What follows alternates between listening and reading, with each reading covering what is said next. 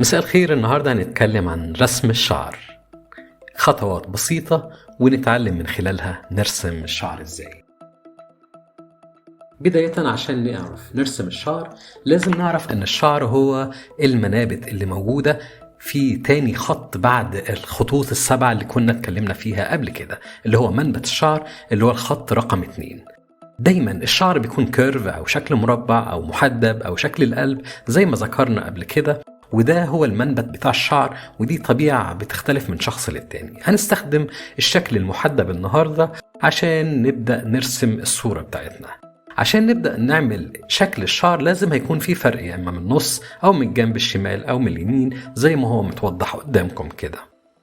بداية هنحدد على حسب الشعر، ممكن نخلي الفرق من النص أو من الجنب أو من الجنب التاني، وبيختلف برضو من بعض الناس إن تلاقيه يا إما عريض أو ممكن يكون الفرق ده قصير جدا، فده طبقا لشكل التسريحة بتاعته أو شكل ممكن طبيعة الشعر نفسه.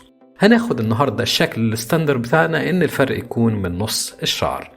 هنبدأ ناخد حركات الرسم بتاع الشعر إن هو يمشي بستايل معين، والستايل ده هنقول مثلا إذا كان عندك مثلا إكسسوارات فبالتالي لازم نحدد الجايد لاين بتاع الإكسسوار ده.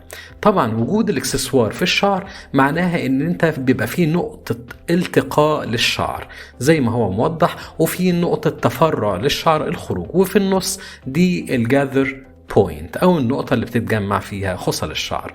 لو عندك ضفيرة أو باني تيل أو الشكل الأفريكان أو أشكال كتيرة جدا للشعر، النقطة البيضة دي بقولك إن دي أماكن اللي بيتجمع فيها الشعر.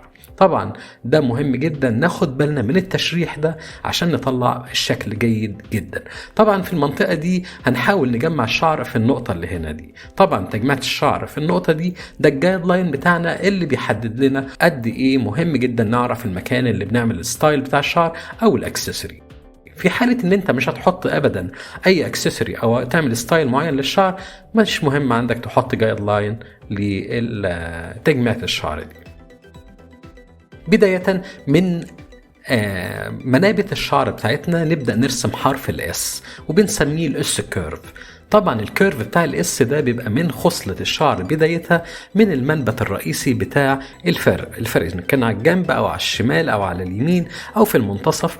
نبدأ نرسم خطوط تكون خطوط متوازية مع بعض بشكل حرف الاس.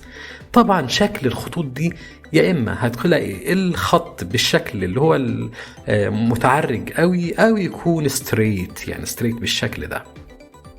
لو الشعر ممكن يكون مثلا كيرلي شوية او يكون مجعد، هتلاقي اختلاف. يعني شوفوا التدريجة مجعدة بشكل عالي غير ما تكون شعر اللي هو الافرو او الافريقي. طبعا الستريت دايما تبقى خطوط متوازية ورا بعض. مهم جدا خصلة الشعر العريضة. هتلاحظوا ان انا بعمل خصل قدامكم كده، وبعدين الخصل دي في خصلة راكبة على خصلة وخصلة من تحت، فده مهم جدا يكون عندي تخيل للمدى البعيد. يعني دي مثلا شعراية، لو انا عايز اعمل خصلتين جنب بعض لازم يكون في خصلة عريضة يا اما نهايتها مسحوبة او ممكن يكون السحبة من فوق ومفتوحة من تحت. ده على حسب شكل التسريحة أو ستايل الشعر اللي أنا هعمله. زي المنظر ده مثلا دلوقتي خصلة زي الباني تيل مثلا هتلاقوه عامل بالشكل ده اللي هي الضفيرة يعني. طيب لو أنا مثلا عايز أعمل خصلة تكون مفتوحة من تحت بنفس المنظر ده اللي هو مثلا الكاريه أو الجارسون أو أشكال الشعر والستايلات بتاعت الشعر المختلفة. تعالوا نبص دلوقتي لما نيجي نبدأ نرسم خصل الشعر العريضة جواها خصل صغيرة، ومهم جدا لما أعمل خصلة من بره في خصلة من تحت، فبالتالي نعمل التراكيب دي ونتخيل شكل الشعر في النهاية عامل ازاي. طبعا بنتقل الأماكن اللي فيها ظل اللي هو الجزء اللي بيبقى مغطي من تحت، وناخد بالنا ان الشعر ده بيبقى له كيرف، فالجزء اللي في الكيرف اللي فوق بتبقى إضاءته أعلى من اللي موجودة تحت. فدايما نراعي جدا الضوء والظل في التفاصيل عشان نطلع شغل احترافي ومتقن جدا جدا. موضوع الشعر محتاج بس نفهم. طبعا عشان اعمل الشكل السي كيرف اللي انا بضيفه على نهايات الشعر ده بيدي انطباع بالكثافة، يعني عايز ازود كثافة الشعر فممكن اعمله سي مفتوحة زي كده او سي مغلقة ومقفولة بالشكل اللي ظاهر قدامكم. ممكن ازود بعض الخصل على الرقبة على منطقة الصدر، فبالتالي ده بيدي كثافة للشعر ومنظر جدا حلو. شايفين الخصلة برضو بيبقى لها تفصيلة من الشعر من جوه، ما بتبقاش خصلة عريضة بس ولكن بيبقى جواها بعض الخصل. برضو منابت الشعر في الجنب التاني نفس الشغل اللي انا عملته في الجنب الشمال هبدأ اطبقه على الجنب اليمين. نلاحظ ان انا عايز اعمل تجميع عند الجايد لاين اللي عملتها فوق الودن، ان انا اجمع الشعر كله في النقطة دي، وبالتالي الشعر هينزل من ورا الودن او من ورا الودن وداخل على الرقبة، فلازم يكون في كيرف هيتعمل بالشعر. مهم جدا نعرف ان النقطة اللي انا هجمع فيها الشعر بتبقى النقطة اللي ملموم فيها الشعر، فبالتالي هتلاقوا الظل بتاعها اكتر من الشعر اللي فوق. طبعا الشعر اللي نازل برضو زي ما انا وريتكم قبل كده الخصل اما بشكل يكون عامل خطوط متوازية مع بعض او عامل خطوط يعني قريبة من بعض بالشكل ده. طبعا دي منابت الشعر المختلفة على حسب الوش، كل وش وليه تجميع شعر ومكان اللي تجمع فيه النقط، فمهم جدا يكون ده الريفرنس بتاعي ان انا اقدر ارجع لشكل وابدا اخلق نوع من الانسجام بين خطوط الشعر والجايد لاين اللي انا عملته. ما ننساش ابدا ان احنا واحنا شغالين كده لو عجبك المحتوى نعمل اشتراك، وما ننساش دايما اللايك ونفعل الجرس عشان يوصلك اي حاجة بعملها جديدة.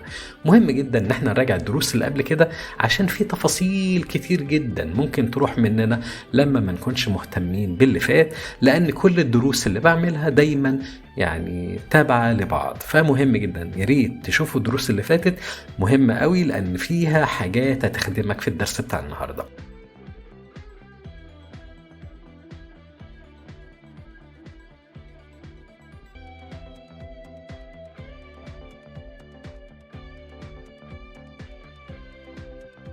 هنبدأ نرسم كل التفاصيل اللي موجودة في الشعر وهنشوف قد ايه الفرق كبير جدا لما بدأنا من اول درس لغاية دلوقتي. ياريت تأكدوا لي قد ايه ان انتوا فعلا اتعلمتوا خطوة جديدة، فتعملوا حاجة بسيطة جدا، الرسم اللي تعملوه تبعتوهولي عشان نبدأ نقيمه مع بعض ونشوف قد ايه وصلنا لدرجة عالية من الاحترافية.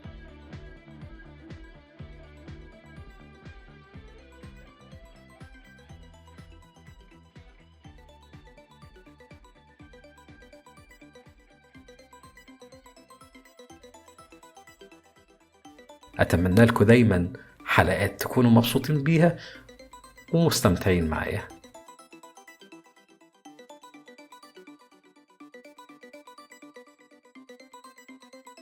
وأشوفكم على خير وفي أمان الله. باي باي.